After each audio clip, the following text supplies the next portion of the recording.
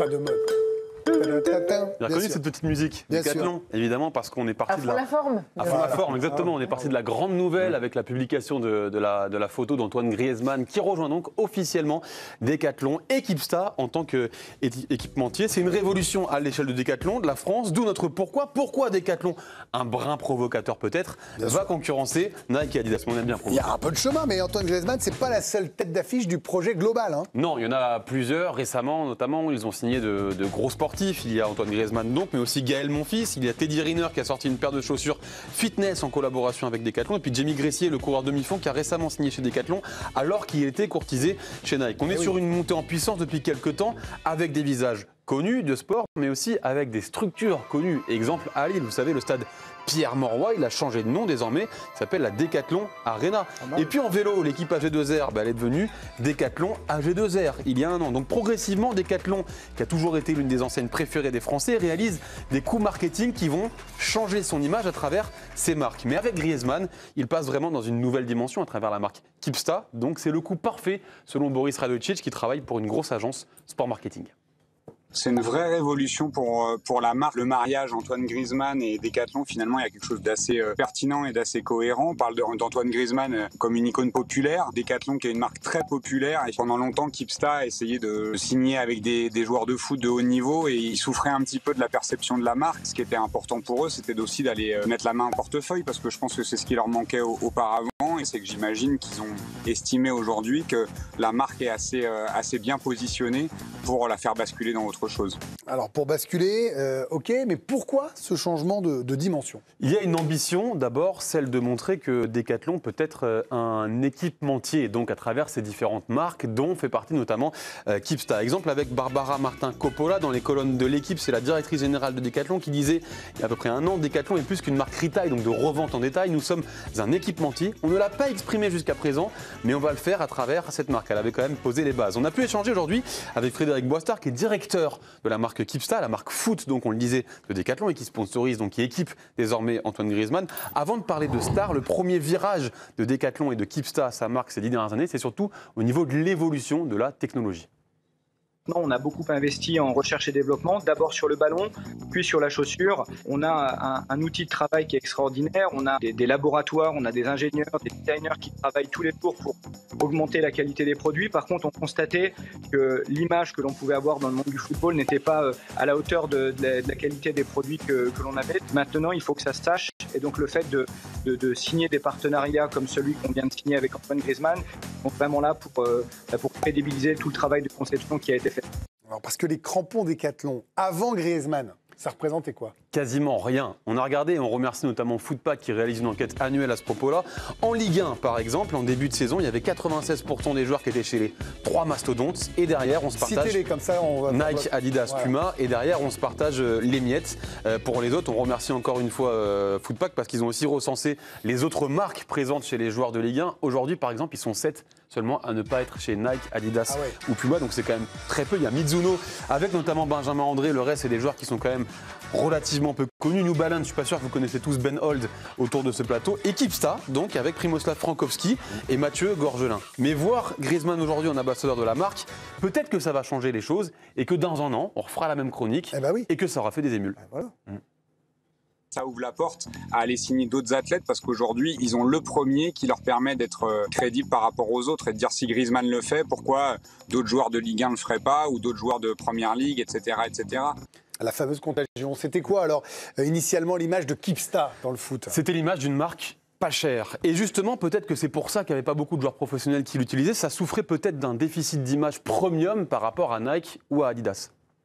Le plus gros problème de Décathlon, c'était pas tant la qualité des produits. Je pense notamment sur tout ce qui va être la rando, toutes les activités en extérieur. Ils ont pu approuver tout ça. Dans le foot, il y avait encore cette perception d'une marque un peu cheap, qui était des entrées de prix un peu première gamme pour des gens qui se mettaient au foot sans forcément avoir vocation à viser de la performance. Aujourd'hui, en s'offrant Antoine Griezmann, ils prouvent que la performance est au cœur de leurs préoccupations et que quelque part, ça va leur permettre d'aller chercher un autre type de population en montrant que ces crampons-là sont faits pour le haut niveau. Alors je me dis que ceux qui nous regardent, les gens qui n'ont pas forcément beaucoup de moyens, qui se disent que c'était quand même pratique, on pouvait pratiquer de sport avec des entrées de gamme, est-ce qu'ils vont subir une augmentation des prix ? Au contraire, la stratégie de Keepsta, c'est de continuer à montrer qu'ils sont accessible. On a l'envie en tout cas de montrer qu'un joueur professionnel peut jouer avec une chaussure à moins de 100 €. C'est le cas pour Antoine Griezmann. Et en effet, pour paraphraser ce que dit le directeur de la marque Decathlon Keepsta, aujourd'hui, la chaussure haut de gamme Keepsta, elle est accessible à 80 €. La même chaussure donc, que porte Kylian Mbappé chez Nike, si vous voulez l'acheter, c'est 289 €. Pour Adidas et Dembélé, c'est 270 €. En fait, Decathlon veut toujours faire de l'accessibilité sa force, et on va le voir notamment avec les ballons. Oui, parce que Decathlon fournit maintenant les ballons de la Ligue 1. Mais pas que, parce que Keepsta, effectivement, équipe la Ligue 1 en termes de ballons, mais aussi la Ligue 2, mais aussi le championnat belge, et surtout, ça c'est une grande nouvelle quand même depuis cet été, la Ligue Europa et la Ligue Conférence. Et quel est le prix du ballon Keepsta si vous voulez jouer exactement avec le même ballon que par exemple Manchester United en Ligue Europa? C'est 80 €. 167 si on prend balles le ballon. le prix du ballon officiel Première Ligue, du ballon officiel Bundesliga ou bien du ballon officiel Liga, vous voyez que c'est quand même beaucoup plus élevé. Et même dans les publicités qu'ils vont faire sur ce même ballon, donc ce ballon de la Ligue 1 ou de la Ligue Europa, on axe vraiment sur le côté accessibilité que les joueurs professionnels utilisent. Sur les pros. La saison dernière, 9 joueurs ont dû mettre un triplé pour pouvoir le ramener à la maison. Alors qu'il est dispo dans tous les décathlons. Ok, logiquement on joue jamais avec ce type de ballon sur ce type de terrain. Logiquement, le meilleur ballon du monde est pour les meilleurs joueurs du monde. Mais la logique ne rebondit pas sur un mur 2500 fois d'affilée pour devenir la meilleure version d'elle-même. En conclusion, c'est le discours officiel que l'on a délivré aujourd'hui. Keepsta donc veut se montrer toujours accessible, tout en étant aujourd'hui à la pointe en termes de technologie. Et donc nous, on a envie de montrer qu'on sait faire des très bons produits, on sait les rendre les plus techniques, les plus durables, mais on veut aussi garder cette valeur d'accessibilité le plus possible. Donc ça traduit vraiment cette ambition d'être une alternative crédible dans le monde du football. Alors maintenant, où vont-ils s'arrêter ? On a quand même été volontairement provocateur dans le titre de cette chronique parce que si vous regardez par exemple face à Nike ou Adidas, quels clubs sont équipés aujourd'hui par Decathlon et donc par Keepsta? On va vous montrer juste les logos des clubs qui équipent Keepsta en ce moment. Alors peut-être que vous avez les deux premiers, je suis pas sûr que vous avez les trois suivants. Ouais, exactement. Il y a Nancy, Nîmes, Charleroi en Belgique, Molenbeek, effectivement, bien joué, il est très fort. Ouais, et derrière c'est Virton, donc club de 3e division belge. Mais on peut imaginer à moyen terme voir Keepsta équipé de plus grosses écuries, la Ligue 1 par exemple, et regarder Nike, Adidas, Puma dans les yeux. Néanmoins, attention à ne pas se brûler les ailes parce que Decathlon n'est pas encore le concurrent de ces deux mastodontes et ça serait dangereux de vouloir l'être tout de suite. Aujourd'hui, Decathlon, ils partent de tellement loin qu'il y a des étapes à respecter. Cette première étape avec Antoine Griezmann est une révolution, un grand pas dans le positionnement de Decathlon comme une marque de performance. De là à aller concurrencer Nike, Adidas, voire Puma sur la coolness, on n'y est pas encore. On a vu des marques, je pense au coq sportif notamment, qui en signant des fédérations sont peut-être des fois un peu mis dans la difficulté. Ça nous rappelle que c'est pas si évident que ça de pouvoir assumer les quantités, les stocks, les campagnes de publicité. Tout ça, c'est des choses qui coûtent beaucoup d'argent. Maintenant, un groupe comme Decathlon semble quand même beaucoup plus solide. Ils ont une diversité dans leur activité. Donc, on peut quand même imaginer qu'à très très long terme, peut-être que vous viendrez un jour sur le plateau avec des Jordan Keepsta. 12. On n'est pas à l'abri. Griezmann, est-ce que c'est un game changer? Est-ce que Griezmann, c'est un atout? Vous dites, si lui porte ça, ça veut dire que ça marche. Non, mais ils ont construit ça intelligemment. C'est-à-dire qu'ils n'avaient pas, c'est ce qui a été dit tout à l'heure, ils n'avaient pas la technologie adéquate pour pouvoir rivaliser et pouvoir concurrencer sur le monde professionnel. Qu'est-ce qu'ils ont fait? Ils se sont concentrés sur les 6-14 ans. C'est-à-dire que pendant une période de 10 ans, vous verrez que tous vos gamins qui ont commencé en foot ont plutôt acheté une paire de Keepsta. Les parents... disons que les pieds grandissent. Moi, je suis parent, je sais que je préfère acheter une paire pas trop chère parce que dans 6 mois, ils changent de taille. Vous voyez même pour les gamins, sur un 36 ou sur un 35, vous payez une paire 150 balles. Non, mais à un moment donné, vu le contexte économique aussi, donc... En fait, Decathlon arrive à un moment opportun où ils ont l'innovation et la technologie. Donc maintenant, c'est de pointe. Vous pouvez essayer des chaussures. Moi, je les ai et elles sont super. Même techniquement, j'étais habillé avec le Touquet en Keepsta et les matières sont top. Techniquement, c'est top. C'est bien coupé. Et c'est moins cher. Oui, donc. Mais vous avez l'image parce que là. Donc là, ils vont chercher.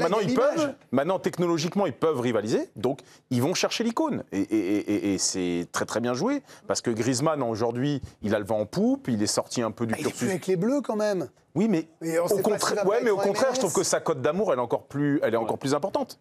Depuis qu'il a quitté les Bleus, tout le monde le regrette, on a envie qu'il revienne. Il y a quelque chose qui se passe autour de Griezmann, donc je trouve que c'est hyper bien joué. Maintenant, il faut continuer la stratégie. Karine Galli, Antoine Griezmann en icône du sportif, vous trouvez que c'est bien joué également? Je vais demander à mes 4 enfants ce soir. Sans parler justement de technologie, juste en image, Antoine Griezmann, vous trouvez que c'est un champion majeur qui fait changer? Ah non, mais il a une très belle image. Voilà. Après, moi, c'est vrai que le principe d'idolâtrer quelqu'un ou de s'identifier à quelqu'un, c'est pas votre truc. Bah non, mais après ça dépend aussi. Moi, j'ai pas été élevé dans le culte de la personnalité de X ou Y, et quand j'étais petite, je rêvais pas d'avoir les mêmes baskets que je sais pas qui était à la mode à l'époque, mais bon voilà, c'était il y a bien longtemps. Mais en tout cas, ce qui est sûr, c'est que Antoine Griezmann est extrêmement populaire, il a une belle image. Si tu dis papa, j'aime beaucoup Antoine Griezmann, ton père va pas s'inquiéter. Il va se dire oui, mon fils, tout va bien, c'est un garçon a priori bien sous tout rapport, qui véhicule des belles valeurs a priori. Donc voilà, il a une bonne image, le grand public l'aime, il est apprécié par les jeunes et aussi plutôt par les parents. Donc voilà, c'est très décathlon. Comme d'ailleurs Teddy Riner. Teddy Riner, je l'ai encore vu dimanche au Prix d'Amérique. Tout le monde se jetait sur Teddy Riner, tout le monde aime Teddy Riner. C'est la France qui gagne et c'est aussi la France que les gens aiment parce qu'il est populaire, il a l'air sympathique, etc. Donc ils sont dans cette lignée-là. Ils ne prennent pas de gens clivants, Décathlon. Nabil Djellit, il y a quand même un truc, c'est qu'Adrien a été provocateur. On l'a fait exprès de marquer concurrencer Nike et Adidas, qui ont quand même aussi une image plus ancienne, plus puissante, avec le fameux effet cool, là, ce que nous disait votre... La coolness. La coolness. C'est compliqué, quand même. Là, c'est un Everest. Pour moi, en fait, c'est pas du tout... Ils sont pas dans une démarche de les concurrencer. C'est juste une segmentation du marché, en fait, qui vise, tout simplement. On rappelle que le football est le sport le plus populaire. Moi, c'est vrai que dans mon imaginaire, j'identifie Décathlon et ses dérivés produits foot au football amateur. Populaire et accessible. Et quand je vous écoute, ce qui est intéressant, c'est les prix que vous avez donnés. En fait, les prix de Décathlon, en fait, pour moi, c'est des prix qui sont normaux, en fait, entre guillemets. Alors que c'est une inflation sans nom sur les produits. Vous avez montré les chaussures, vous avez montré les ballons, mais les maillots. Mais c'est un truc de dingue. C'est un truc de dingue. Et si vous mettez les patchs, Ligue des Champions, tout ça, c'est encore pas qu'il ne faut pas faire de marketing, je ne dis pas qu'il ne faut pas faire de profit, mais il y a un moment, il faut raison garder. C'est comme les prix du cinéma, c'est-à-dire qu'au bout d'un moment, ça devient trop cher. Quand tu es en famille, plus personne n'y va. Je suis pas ici, je suis en train de faire un discours populiste. Hein. Avec tes 3 enfants aussi, ça te coûte cher, c'est vrai. Vous avez raison, il y a je te le confirme. en revanche, vous êtes quand même bien mieux assis qu'avant. Vous avez, ça devient une séquence de divertissement. Et vous avez des puces de lit aussi. Après, vous avez des puces de lit gratuites. Non, voilà.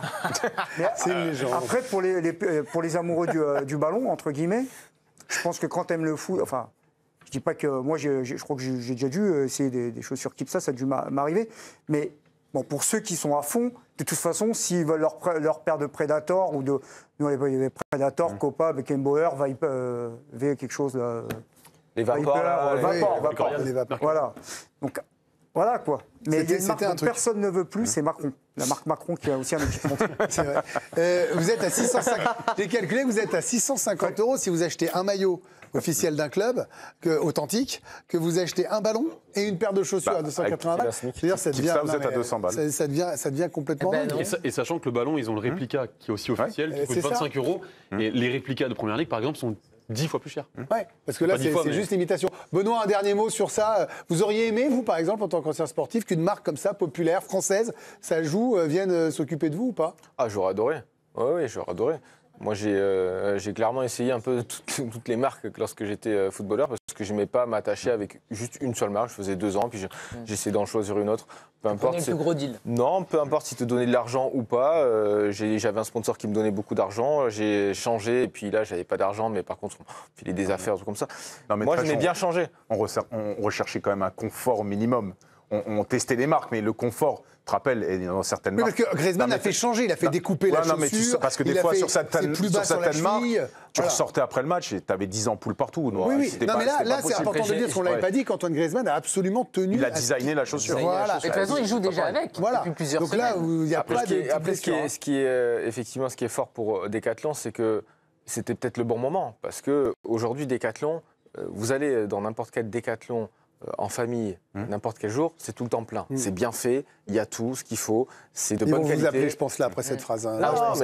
Non, mais c'est clairement, c'est bonne qualité. Et donc forcément... Pour te voir, les gens veulent savoir. J'y étais plusieurs fois pour acheter... Vous allez à Bordeaux-là, qui vous verrez... Exactement, pour acheter du matériel de foot pour les enfants.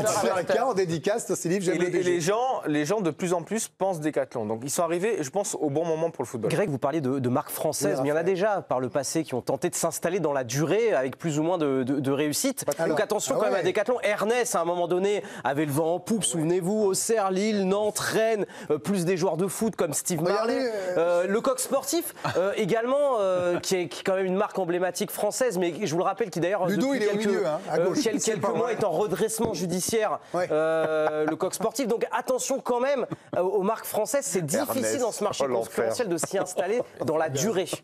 Ernest, l'enfer. Et ben justement, je vous propose qu'on la voit en plus grand, cette photo de Ludo Bragnac. Ce sera notre moment souvenir et ça va nous faire du bien. C'était saison 2007-2008. Regardez ce tout jeune Ludo Bragnac de 23 ans à peine. Un peu vite. Et ce maillot Ernest, en 2 mots, Ludo, ce maillot, il vous évoque quoi, quel souvenir? La gratouille.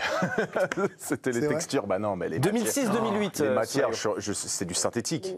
Donc c'était 3 boucles d'oreilles, vous aviez? Remettez-moi l'image. Il y a combien de boucles d'oreilles? Une dans le nez que j'ai pas là, mais j'en avais une dans le nez. J'en avais une dans le nez. C'était la vache Kiri? Bah oui. Je cite Kiri et une autre marque vite, Paul Erdamer.